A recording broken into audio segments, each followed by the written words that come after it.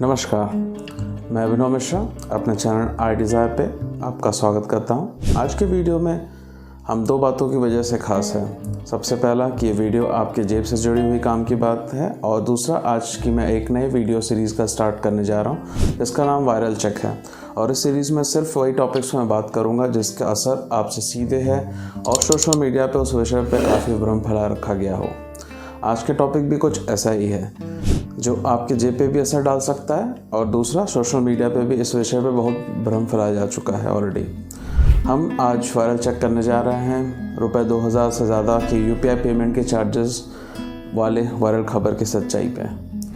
बुधवार 29 मार्च को आंखें खोलते ही पक्का है कि आपके फैमिली व्हाट्सएप ग्रुप या Facebook group, Facebook pages, Twitter pages, इन सब पे आपको सूचना ज़रूर मिल गई होगी। लो भाई, आ गए मोदी के अच्छे दिन, मोदी ने लगा दिया यूपीआई पे चार्जेस, अब देश का क्या होगा, एटसेट्रा एटसेट्रा एंड एटसेट्रा। तो चलिए इसका विस्तार से विश्लेषण करते हैं, और पूरी बात की सच्चाई जानने के लिए ज़रूरी है कि इस पूरे वीडियो को ध्यान से देखने से ज़्यादा आप ध्यान से सुनिएगा, और वो भी आखिरी तक। और बिना कहे आप समझ जाइए कि वीडियो में अपनी राय लाइक और कमेंट कर ज़रूर बताएं, और चैनल को सब्सक्राइब करना ज़रूर करिए क्योंकि इस पर मोदी जी ने अभी तक कोई चार्जेस नहीं लगाए और ये बिल्कुल फ्री है।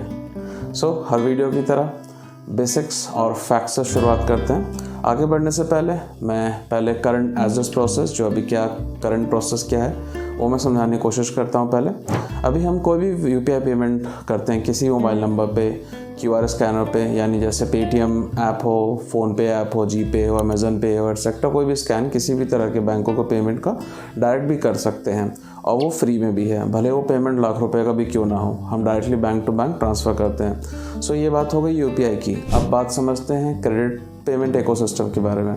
हर पेमेंट इकोसिस्टम की तरह क्रेडिट कार्ड पेमेंट में भी इश्यूअर बैंक होता है जिसे हम पेमेंट करते हैं, दूसरा एक्वायरिंग बैंक होता है जिससे हम पेमेंट मिलता है, एंड थर्ड पार्टी एक इशूइंग इंस्टीट्यूशन भी होता है जिसे हम मास्टर कार्ड, वीज़ा कार्ड या फिर रुपए, अमेरिकन एक्सप्रेस एटसेट्रा नाम से भी हम जानते हैं। ये ट्रांजैक्शन को सेफ और सक्सेसफुल ट्रैक करना इनका काम होता है। क्रेडिट कार्ड पेमेंट में किसी भी मर्चेंट यानी दुकान को पॉइंट ऑफ सेल यानी पीओएस टर्मिनल जिसको हम कहते हैं, तो स्वाइप कर डायरेक्टली पेमेंट हम करते हैं, जिस पे डायरेक्टली हमें कोई चार्जेस नहीं पे करना होता है। पर क्या आपको रियली लगता है कि आज की दुनिया में कुछ भी वाकई में कुछ भी फ्री है? बिल्कुल नहीं, क्योंकि ये चार्जेस अगर अब मैं नहीं पे कर रहा हूँ तो इसका मतलब ये बिल्कुल नहीं है कि वो फ्री है। ये हो सकता है कि बैंक उसको बेयर करते हैं या सरकार उस खर्चे को बेयर करती है एंड बैंकों को पे आउट करती है। ये ट्रांजैक्शन हो, इंफ्रास्ट्रक्चर हो जिसमें पीओएस मशीन या बैक एंड सर्वर्स, बैंक में काम करते कर्मचारी, टेक्निकल इंफ्रास्ट्रक्चर पे काम करने वाले इंजीनियर्स हैं, उनकी सैलरी, इशूइंग बैंक की कॉस्टिंग, एक्वायरिंग बैंक की costing, military issuing institutions like visa, master card, इनकी कॉस्टिंग, इन सब की ट्रांजैक्शंस पे कॉस्टिंग इन्वॉल्व होती है। Credit card POS machine use करने के लिए इशूअर बैंक मर्चेंट को हर ट्रांजैक्शन पे एक चार्जेस लेते हैं जिसे हम MDR यानी मर्चेंट डिस्काउंट रेट कहते हैं, जो जनरली 1.5%, 2% या 2.5% तक होता है, which actually depends upon merchant negotiation with the bank, और वो मर्चेंट कितना बड़ा, कितना वॉल्यूम ट्रांजैक्शंस करता है उस पर भी डिपेंड करता है। इस चार्जेस को कस्टमर को नहीं पे करना होता है और सिर्फ मर्चेंट बैंक को पे करना होता है। इसलिए कई बार छोटे छोटे दुकानदारों से आपने सुना होगा कि क्रेडिट कार्ड पेमेंट के लिए वो 2% एक्स्ट्रा आपसे मांगते हैं, जो कि कम्प्लीटली अनएथिकल और इलीगल भी है। यूपीआई पेमेंट चार्जेस मुद्दा भी कुछ यही MDR चार्जेस यानी मर्चेंट डिस्काउंट रेट चार्जेस के इर्द गिर्द ही है, पर वो भी सिर्फ PPI यानी प्रीपेड पेमेंट इंस्ट्रूमेंट वाले केस में है। अब आपका सवाल होगा कि ये PPI यानी प्रीपेड पेमेंट इंस्ट्रूमेंट आखिर होता क्या है?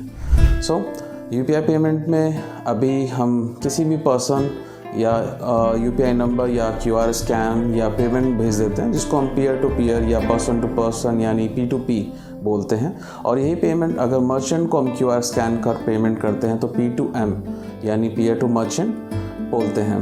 एंड अभी ये दोनों पेमेंट बैंक टू बैंक होता है, मतलब मेरे बैंक से ये अकाउंट से कटेगा एंड मर्चेंट के अकाउंट में ये चला जाएगा, that's free of cost completely.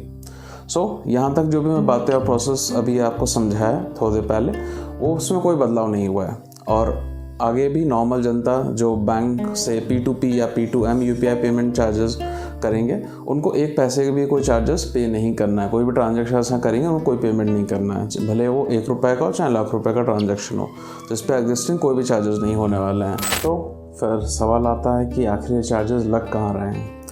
इसको समझने के लिए आपको पहले प्रीपेड पेमेंट इंस्ट्रूमेंट समझना होगा। पीपीआई को सिंपल भाषा में हम प्रीपेड वॉलेट या प्रीपेड कार्ड या क्रेडिट कार्ड भी समझ सकते हैं। वैसे प्रीपेड इंस्ट्रूमेंट के भी 3 प्रकार होते हैं, जिसको टेक्निकली हम समझेंगे, टेक्निकलिटी इसके बाद में समझेंगे और दूसरे वीडियो में। फ़िलहाल पिछले साल जून 2022 में NPCI ने, national payment corporation of India ने UPI पेमेंट के लिए डायरेक्ट क्रेडिट कार्ड से पेमेंट अलाउ कर दिया था, जो आज तक बहुत कम लोगों को ही पता मालूम होगा कि कंप्लीटेड डिटेल में इसमें बनाऊंगा कि क्रेडिट कार्ड से पेमेंट कैसे करते हैं इन UPI। वैसे मुद्दे की बात करें तो अब UPI पेमेंट के इतिहास में डायरेक्ट क्रेडिट कार्ड से पेमेंट के बाद अब एक कदम और हम आगे बढ़ चुके हैं और UPI पेमेंट में हम किसी भी ऐप के थ्रू, वॉलेट के थ्रू हम इसको पेमेंट कर सकते हैं। मतलब पेटीएम वॉलेट या फ़ोनपे वॉलेट से भी कोई भी UPI स्कैन करके डायरेक्टली हम पेमेंट कर सकेंगे।